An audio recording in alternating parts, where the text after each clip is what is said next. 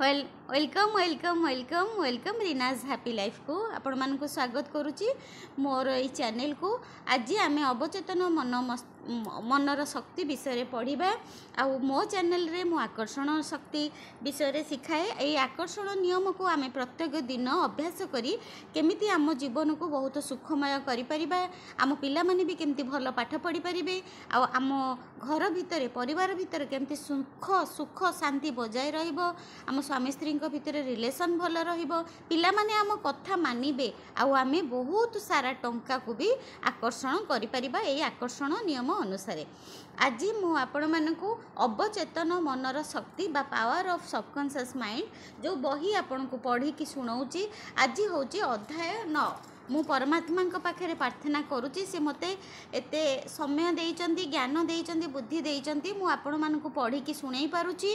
आज आमे पढ़िबा आमे 8 अध्याय 8 सरेई देइचे अवचेतन मनर शक्ति बही बा पावर ऑफ सबकॉन्शियस माइंड रो आज पढ़िबा अध्याय 9।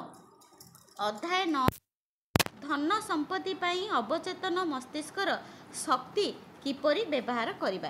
आज आपण मानक पाई बहुत इंटरेस्टिंग चैप्टर होबा को जाउची जे धन संपत्ति पाई आमे केमिति आम अवचेतन मन को व्यवहार करि परिबा। बहुत बढ़िया, आपण को बहुत बढ़िया लागिबो। जदि आपण आर्थिक समस्या दे गति करूछंती, उभय अंतर मिलन पाई चेष्टा करूछंती, एहार अर्थ आपण निज अवचेतन मस्तिष्क को हृदबोध कराई नाहांती जे आपणक पाखरे सबुबले यथेष्ट धन रहिछि एवं अल्प किछि आपण खर्च करि पारिबे। आपण जानिथिबे जेउ पुरुष एवं स्त्री लोके सप्ताहरे किछि घंटा काम करंती, यथेष्ट परिमाणर धन अर्जन करंती, सेमाने अधिक परिश्रम एवं चेष्टा करंती नाही। एही कहानी उपरे विश्वास करंतु नाही जे बहुत परिश्रम करी एवं झाड़ बुहाई आपण धनवान होई पारिबे। एपरि मध्य नुहे जे बिना कोनोसी परिश्रम रे जीवन बहुत भलरे बीती थाए।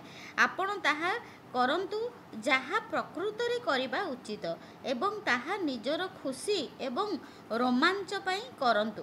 मु लॉस एंजेल्स रे जने ऑफिसर को जानिछि जिए 6 अंकरे वार्षिक दरमा पांती, 6 अंकरे वार्षिक दरमा पांती। गत वर्ष से 9 मास छुट्टी नहीं विश्व भ्रमण एवं एहार सुंदर स्थान गुड़िक दर्शन करने पाई बाहरिले। से मते कहिले जे तांको संगठन रे अनेक लोक अछंती जेउ मानको सप्ताह रे केवल $1 मिले एवं से मानको मोठारु अधिक एही काम विषय जानिछंती, किंतु से माने महत्वाकांक्षी नुहंती। सेमानंक पाखरे कौनसी रचनात्मक विचार नाही एवं अवचेतन मस्तिष्कर चमत्कारितारे कौनसी आग्रह नाही। संपत्ति मनर अटे। कौनसी व्यक्ति धन संपत्ति अवचेतन रूप रे केवल विश्वास अटे। आपण केवल मु जणे कोटिपति कहिले कोटिपति होई जिबे नाही। संपत्ति एवं बहुलतार विचार को निज मनरे निर्माण करी आपण धनर चेतना सृष्टि करि परिबे। माने आपण मु गोटे कोटिपति खाली कहिबेनी, आपण को सेटा भाबिबा को पड़िबो, विजुअलाइज करिया को पड़िबो जे आपण को पाखरे प्रचुर धन अछि। आपण को कल्पना शक्ति को जागृत करिबा को पड़िबो, ताहले आपण कोटिपति होई पारिबे। सहायतार अदृश्य माध्यम। अधिकांश लोकंकर समस्या हेउछि सेमानंक पाखरे सहायतार कौनसी अदृश्य माध्यम नाही। व्यवसाय रे असफल हेले किंबा शेयर बजार तलकू खसिले किंबा निजर पुंजी हराइले सेमाने असहाय लागंती। एभली असुरक्षार कारण हेउछि अवचेतन मस्तिष्कर शक्ति को किपरि व्यवहार करा जाई पारे ताहा सेमानकु जणा नथाए। निज भितरे थिबा एही असरंती भंडार सह सेमाने परिचित नुहंती। जणे दरिद्र मानसिकता थिबा व्यक्ति सबुबले निजको दरिद्र अवस्था रे ही पाए। अन्य पाखरे जेउ व्यक्तिंकर मस्तिष्क सबुबले सुख समृद्धि रे विचार रे भरपूर थाए से सबुबले जहा चाहंती निज पाखरे पाइथांती। ईश्वर केबे एहा योजना करी न थांती जे मनुष्य दुख दारिद्र एवं अभाव अनाटन रे कलातिपात करू। आपण चाहिए आपण पाखरे प्रचुर धन संपत्ति रही पारिबो एवं आपण दान धर्म मध्य करि पारिबे। निज मन मध्यरु दुई भूल विचार गुड़ी को बाहर करी मन परिष्कार करने सह ता स्थान रे सठिक विचार रखिबार शक्ति आपणक शब्द रे रहिछि। धन संपत्ति विषय सचेतनता दृष्टि करिबार सबुठारु सठिक उपाय जेतेबेले आपण एही अध्याय पढ़ुथिबे सेतेबेले बोधे हुए आपण कहूथिबे मोते धन संपत्ति एवं सफलता आवश्यक। एसबु पाइबा पाई हेले आपणको प्रतिदिन 3 ରୁ 4 थर निजको निजे कहिबाको हेबो धन संपत्ति सफलता। एही शब्द गुड़िकरे अद्भुत शक्ति रहिछि। एहा अवचेतन मस्तिष्कर आंतरिक शक्तिर प्रतिनिधित्व करिथाए। निज भितरे थिबा शक्ति उपरे मन लखेई करी रखंतु।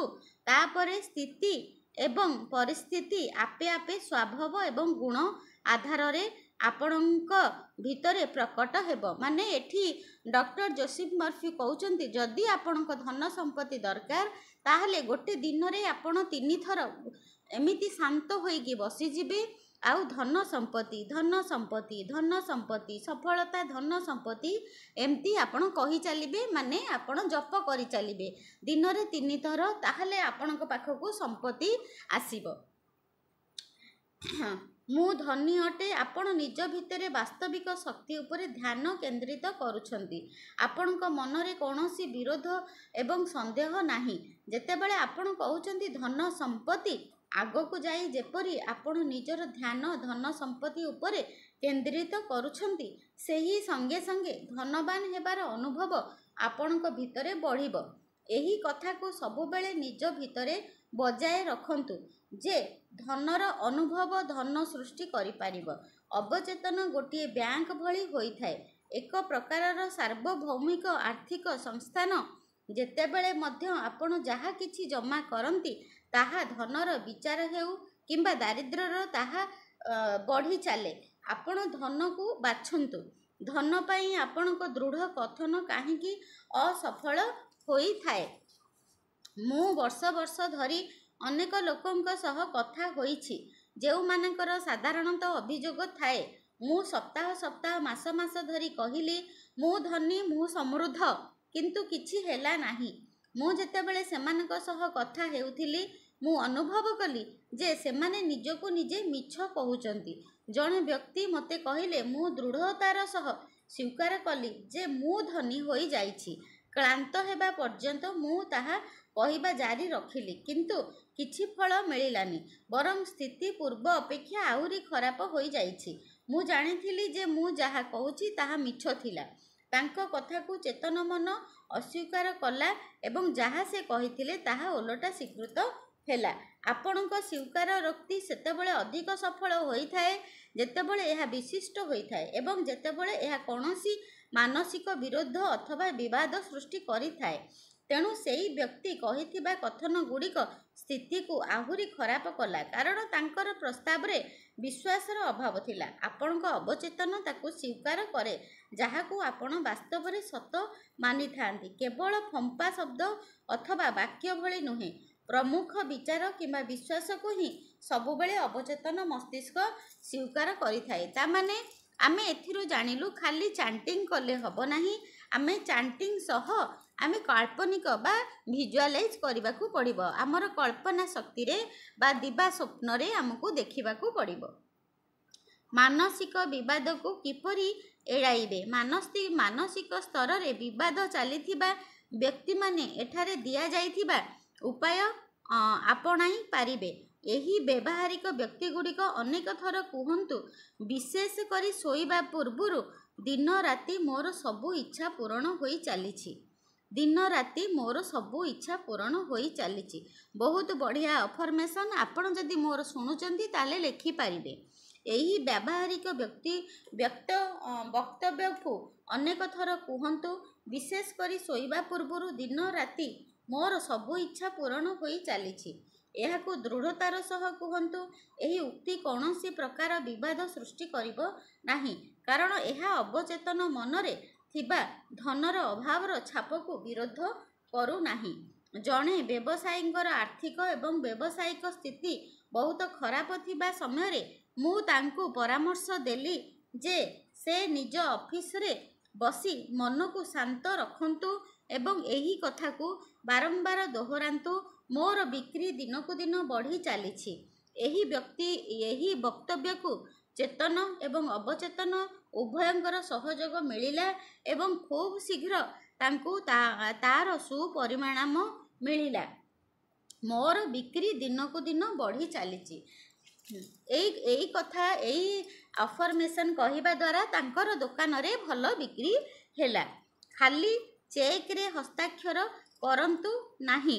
ଯେତେବେଳେ ଆପଣ ଏଠାରେ ଅଧିକ କିଛି ନାହିଁ, ଏଠି ଅଭାବ ଅଛି, ଏହି ଘର ବନ୍ଧା ପକାଇ ମୁଁ ହରାଇ ଦେବି ଇତ୍ୟାଦି କୁହନ୍ତି, ଆପଣ ଖାଲି ଚେକ୍ରେ ହସ୍ତାକ୍ଷର କରିଥାନ୍ତି। ଯଦି ଆପଣ ଭବିଷ୍ୟତ ପାଇଁ ବହୁତ ଡରି ଯାଇଥାନ୍ତି, ତେବେ ଆପଣ ଖାଲି ଚେକ୍ରେ ହସ୍ତାକ୍ଷର କରୁଛନ୍ତି ଏବଂ ନିଜ ପାଇଁ ନକାରାତ୍ମକ ସ୍ଥିତିକୁ ଆକର୍ଷିତ କରୁଛନ୍ତି। ଅବଚେତନ ମସ୍ତିଷ୍କ ଆପଣଙ୍କର ଡର ଏବଂ ନକାରାତ୍ମକ ବକ୍ତବ୍ୟକୁ ଆପଣଙ୍କ ପ୍ରାର୍ଥନା ଭଳି ସ୍ୱୀକାର କରିବ ଏବଂ ନିଜ ଉପାୟରେ ଆପଣଙ୍କ ଜୀବନରେ ପ୍ରତିବନ୍ଧକ, ବିଳମ୍ବ, ଅଭାବ ଇତ୍ୟାଦି ଆଣିଦେବ। ଅବଚେତନ ମସ୍ତିଷ୍କ ଆପଣଙ୍କୁ ଚକ୍ରବୃଦ୍ଧି ସୁଧ ଦେଇଥାଏ। ଯିଏ ସମୃଦ୍ଧିକୁ ଅନୁଭବ କରେ ତା ପାଖକୁ ଅଧିକରୁ ଅଧିକ ସମୃଦ୍ଧି ଆସେ। ଯିଏ ଅଭାବ ଅନୁଭବ କରେ ତା ପାଖକୁ ଅଧିକ ଅଭାବ ଆସିଥାଏ। ଆପଣ ଅବଚେତନ ମସ୍ତିଷ୍କ ପାଖରେ ଯାହା ଜମା କରନ୍ତି ତାହା ତାକୁ ବହୁଗୁଣିତ କରିଥାଏ। ସବୁଦିନ ସକାଳେ ଆପଣ ଉଠିଲା ପରେ ସମ୍ପନ୍ନତା, ସଫଳତା, ଧନ ସମ୍ପତ୍ତି ଏବଂ ଶାନ୍ତିର ବିଚାର କରନ୍ତୁ। ଅବଚେତନ ସେହି ବିଚାର ଉପରେ ଧ୍ୟାନ କେନ୍ଦ୍ରିତ କରିବ। ନିଜ ମସ୍ତିଷ୍କକୁ ଅଧିକରୁ ଅଧିକ ସମୟ ସେହି ବିଚାର ଗୁଡ଼ିକରେ ବ୍ୟସ୍ତ ରଖନ୍ତୁ। ଏହିଭଳି ରଚନାତ୍ମକ ବିଚାର ଆପଣ ଆପଣଙ୍କର ଅବଚେତନ ମସ୍ତିଷ୍କରେ ଜମା କରନ୍ତୁ ଏବଂ ତାହା ଆପଣଙ୍କ ପାଇଁ ବିପୁଳତା ଏବଂ ସମୃଦ୍ଧି ଆଣିବ। କାହିଁକି କିଛି ହେଲା ନାହିଁ? ମୁଁ ଆପଣଙ୍କୁ କହୁଥିବାର ଶୁଣିପାରୁଛି ଓ ମୁଁ ତାହା କଲି, ହେଲେ କିଛି ହେଲା ନାହିଁ। ଆପଣଙ୍କୁ ପରିଣାମ ମିଳିଲା ନାହିଁ କାରଣ 5 ମିନିଟ୍ ପରେ ଆପଣଙ୍କ ମନରେ ଡର ଆସିଲା ଏବଂ ତାପରେ 10 ମିନିଟ୍ ଯାହା କିଛି ଭଲ ଆପଣ ମନରେ ଦୃଢ଼ତାର ସହ କରିଥିଲେ ତାହା ନିଷ୍କ୍ରିୟ ହୋଇଗଲା। ଆପଣ ଯେତେବେଳେ ଜମିରେ ମଞ୍ଜି ବୁଣନ୍ତି, ଆପଣ ତାକୁ ଉପାଡ଼ନ୍ତି ନାହିଁ, ଗଜା ହୋଇ ବଡ଼ ହେବାକୁ ଦେଇଥାନ୍ତି। ଏଥିରୁ ଜଣାପଡ଼ୁଛି କ'ଣ ଯେ ଆପଣ ଯାହା ବି ଯେଉଁ 10 ମିନିଟ୍ ପରିଶ୍ରମ କରି ଆପଣ ଚାଣ୍ଟିଂ କରୁଛନ୍ତି, ଆଫର୍ମେସନ୍ କହୁଛନ୍ତି, ତା ପର ମୁହୂର୍ତ୍ତରେ ପୁଣି 5 ମିନିଟ୍ ପରେ ତାକୁ ଅବିଶ୍ୱାସୀ କରୁଛନ୍ତି ଯେ ଏହା କ'ଣ ସତରେ ହେବ? ମୁଁ ଏମିତି ଏଇ ଆଫର୍ମେସନ୍ କହୁଛି, ସତରେ କ'ଣ ମୋ ଦ୍ୱାରା ହେବ? ଏଇଟା ହେଉଛି ଆପଣ ମଞ୍ଜିକୁ ଉପାଡ଼ିକି ଫୋପାଡ଼ିବା ସାଙ୍ଗରେ ସମାନ। ଆପଣ ଯଦି କୌଣସି ଅଭ୍ୟାସରେ ଅବିଶ୍ୱାସ ଲଗାଉଛନ୍ତି, ଆପଣ କ୍ୱେଶ୍ଚିନ୍ କରୁଛନ୍ତି, ବିଶ୍ୱାସ କରୁନାହାନ୍ତି, ତାହେଲେ ଆପଣଙ୍କର ସେହି ଅଭ୍ୟାସ ବିଫଳ ହେବ। ଉଦାହରଣ ସ୍ୱରୂପ, ଆପଣ କହିବାକୁ ଯାଉଛନ୍ତି ମୁଁ ସେହି ଦେୟ ପଇଠ କରିପାରିବି ନାହିଁ। ଆପଣ ଆଗକୁ କିଛି ମୁଁ କହିବା ଆଗରୁ ବାକ୍ୟକୁ ରୋକନ୍ତୁ ଏବଂ କୌଣସି ରଚନାତ୍ମକ ବାକ୍ୟ ଉପରେ ଧ୍ୟାନ କେନ୍ଦ୍ରିତ କରନ୍ତୁ, ଯେପରିକି ସବୁଦିନ ସବୁ ରାତି ମୁଁ ସବୁ ପ୍ରକାରରେ ସମ୍ପନ୍ନ ହୋଇ ଚାଲିଛି। ଧନ ସମ୍ପତ୍ତି ପ୍ରକୃତ ଉତ୍ସ। ଅବଚେତନ ମସ୍ତିଷ୍କ ପାଖରେ ବିଚାରର ଅଭାବ ନାହିଁ।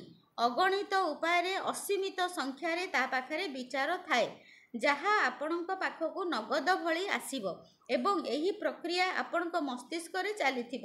ସେତେବେଳେ ସେୟାର ମାର୍କେଟରେ ସୂଚକାଙ୍କ ଉପରକୁ ଯାଉ କିମ୍ବା ତଳକୁ ଖସୁ, କି ପାଉଣ୍ଡ ଷ୍ଟର୍ଲିଂ କି ଡଲାରର ମୂଲ୍ୟ କମ୍ ହେଉ, ଆପଣଙ୍କ ଧନ ସମ୍ପତ୍ତି ବାସ୍ତବରେ ବଣ୍ଡ, ସେୟାର କିମ୍ବା ବ୍ୟାଙ୍କରେ ଧନ ଉପରେ ନିର୍ଭର କରେ ନାହିଁ।